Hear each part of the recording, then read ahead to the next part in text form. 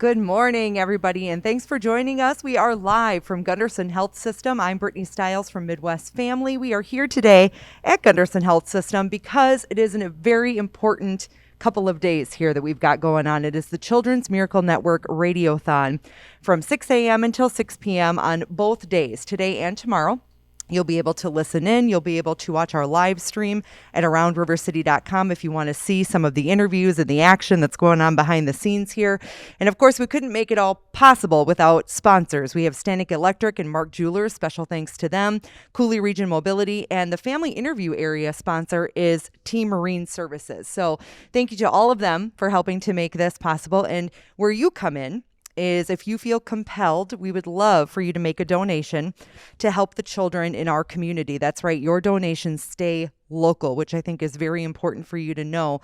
608-784-KIDS. The phone lines are now open. You can also do 608-784-5437. Those are the numbers for kids. You can also donate online, gundersonhealth.org/radiothon. So a few different ways that you can make that donation. But I think what's really important is over the next couple of days, you're going to learn just how significant the Children's Miracle Network Hospitals organization truly is, and all of the people that make it work, and exactly how it impacts people in our community. So also want to give a special thanks to Festival Foods, Quick Trip, Mocha, and Sam's Club. They're bringing us some coffee and some good stuff this morning, so great for that. And I'm here this morning with our first interview, and I'm super excited. Jenny, Noel, and Rachael Kaiser. Now, Jenny, you are the Child Life Manager and Child Life Specialist. You both are. So can you first tell us what exactly that means? Sure. Child life specialists are different professionals throughout our hospital that we help children and families cope with medical experiences. So we work with the doctors and nurses and techs, everyone who sees children on the medical side. And our job is to also work with the families and the children to be that bridge between the two, to make their experiences less scary, to help teach them what's going to happen in ways they can understand, and develop coping plans to make their experiences more positive, to keep building on year after year, from whether it's well visits, exams that they have, emergency service visits, surgeries, hospitalizations, or a number of different procedures that we help children cope through. Yeah, and that can be, I'm sure very scary for a lot of these families and children, and they're coming into the hospital, and maybe the kids, they don't quite understand what's going on, especially if they're really little. And it's wonderful that you guys are there to help them through those processes to make it just a little bit more, at ease for them. So some of the things that you guys do, so we were just talking about some of these things. So surgical teddy bears for ages 2 to 12. Tell me about that.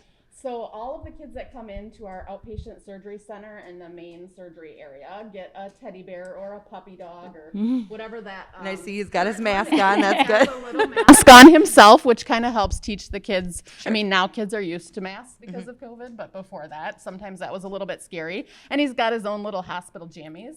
And so besides just providing comfort for the kids when they're coming in for surgery, sometimes they came early and they forgot their favorite animal at home. And so this is something they can hold on to and kind of snuggle with. It's also a teaching tool for us too. So we can talk about, see, your teddy bear has his jammies on, and now we're going to have you put your jammies on.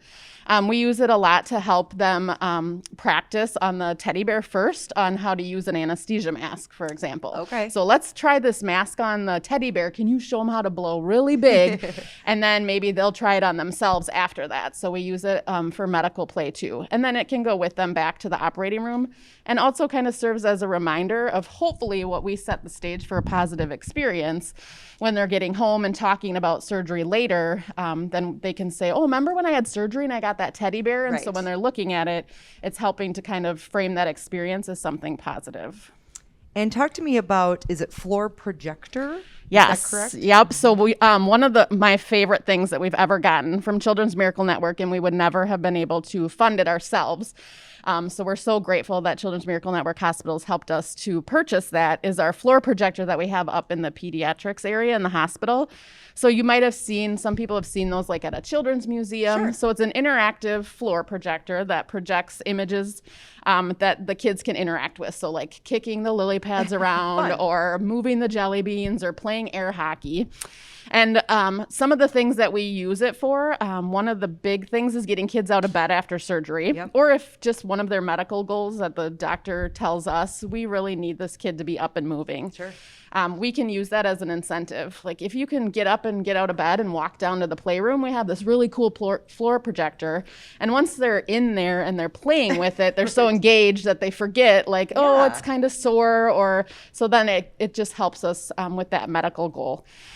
The doctors love it too. We actually have a surgeon that tells his kids about it. Like, oh, wait till you get upstairs to pediatrics and you can play with the floor projector. That's awesome. And it's a fun way too for kids to interact with their parents, and everybody can do it together.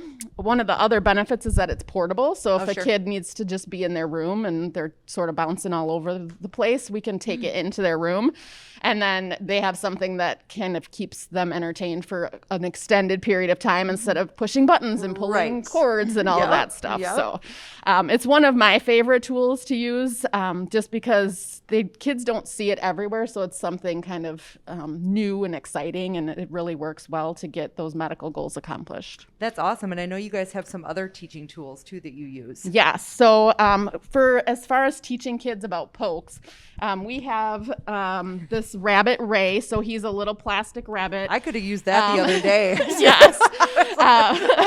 That we can use with kids. It's all plastic, so it's easy for us to clean, which is always important for us in our teaching tools.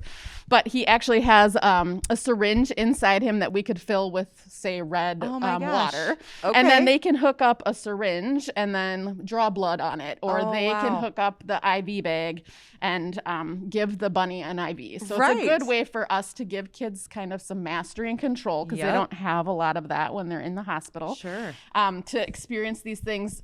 We try to do it before, but sometimes we end up debriefing these things afterwards, and that's good too. But say, okay, you're going to have to get an IV, so why don't we put an IV in this Rabbit Ray? And then we go through all the steps on Rabbit Ray. They actually get to do it themselves. And then it gives them a little more reference for what's going to happen when it's their turn. Yeah. We also have a water baby, and this one is nice. We use this. We have to assess if the kid would be appropriate for this, because we can do actual needle play on this with us hand over hand guiding them.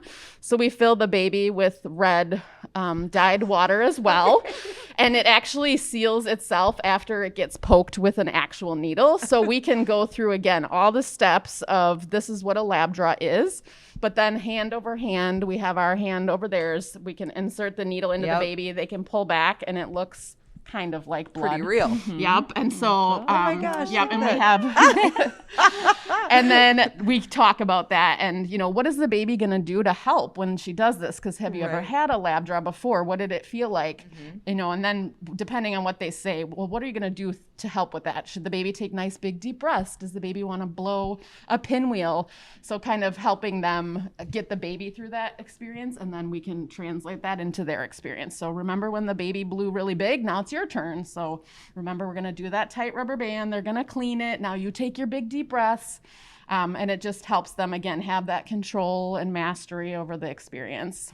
That's awesome. Now, if you are just joining us, we are live from Gunderson Health System for the Radiothon to benefit the Children's Miracle Network hospitals. This is all local, and the phones are there. The girls are over there. Say, hey, girls. Hey. And they're waiting for your calls, because this is all about you being able to make a donation to help the children in our community, and the things that we've been talking about. It all goes towards all of that. You can call 608-784-KIDS. You can also donate online, gundersonhealth.org/radiothon. But I am here with Jenny and Rachael from Gunderson Health System, the child life specialists, and we've just been talking about some of the things that you guys can do to help the sick children that come through here and kind of ease the processes of what they're going through. And the last thing that we were going to talk about was, how do we keep them more distracted, right? Like, other than just thinking about what's going on with their medical diagnosis and the things that are happening, how do we really keep them distracted from that? And this is something, we have a huge variety of distraction items. We carry around a little bag. Sometimes we call it our Mary Poppins bag, because more stuff just keeps coming out. Yep. Sometimes you need 15 things to get through a 5-minute procedure. Sure. So we have a bunch of different kinds of stress balls. Sometimes I end up using 10 of them with a kid, because, oh, this one's exciting exciting, and then they're going to start putting an IV in, and then it loses their attention. And so then I grab the next one, and then that's new and exciting. That one's got sparkles in it. I am all about that one. I grab another one, and that's new and exciting. And so hopefully that distraction, and then we're giving them that coping tool of, you know, when it's feels sore, and when you feel that pinch, then squeeze that ball really hard, and it gives them something else to focus on. So we have a huge variety of those that Children's Miracle Network hospitals help us to purchase, and also a lot of light up toys too. So those are always a good distraction, especially for the younger kids to capture their attention. So, you know, if you're getting an 18-month-old is getting an IV start, and right when they're going to do the poke, you turn on this light up fan that's spinning and has all these cool different color lights. It just grabs their attention for that minute and hopefully helps them get through that poke. One of my favorite distraction items that I use all the time is the magic golden poop splat ball. Okay, that sounds amazing. What happens? Okay, so it's a golden poop emoji, but it's a stress ball, but it sticks to the wall, so it's fantastic. And we use it all the time in orthopedics clinics. So say kids have a broken arm and they get pins put in. They have to come into clinic and have those pins removed. It's not super comfortable, but it's not worth, you know, it's something that's done quick. So we just have to get them through that, you know, minute or two that it's going to happen. So I show them the magic poop stress ball and tell them after the pins are removed, they can throw it and it'll stick to the wall. And so it captures their attention. They're squeezing it. They feel that pinch and kind of that pulling when they take the pins out. But then as soon as it's done, I'm like, all right, chuck that thing at the wall. And they're whipping it across the room and it sticks. And they think that's so funny because his little eyes stretch out and his mouth stretches out. And then all of a sudden they forgot that we just pulled out pins. And then they're playing with that. So that's one of my favorites. I love it. That sounds great. And Jenny, is there anything else that you want to share with our listeners about what it is that you do and the importance of the connection with the Children's Miracle Network hospitals? Yeah, I think the main thing is it's energizing for our team and for the teams that we work with children, to be able to have the support of Children's Miracle Network, to know that they're there for our community. And then we have everyone in our community supporting us, both from an emotional sense and just in a positive way, but also the financial assistance is obviously helpful. Whether it's with this direct patient care that we're doing, in the distraction tools and the teaching tools that we're able to provide to children, it's great to have those at our fingertips when children are going through really stressful things in their lives, that we have that readily available. And knowing that we have a whole community that's backing us up is a really good feeling. That's awesome. Well, Jenny and Rachael and your whole team, thank you for what you do for the kids in our community. And that's what today is all about, is if you are at home listening and you're thinking to yourself, gosh, you know, I would really like to help what they're talking about. You know, this is important, and the money stays local right here for the Children's Miracle Network hospitals. And over the next 2 days, you're going to be able to hear stories from families. We'll have other healthcare professionals on, just kind of really, you know, explaining the significance of the Children's Miracle Network hospitals organization. So if you do feel compelled to donate, call 608-784-KIDS. That's 5437 for kids. And then you can also donate online, gundersonhealth.org/radiothon. Special thanks to Stanek Electric, Mark Jewelers, Cooley Region Mobility, and T Marine Services. We will be back shortly. I am Brittany Stiles with Midwest Family.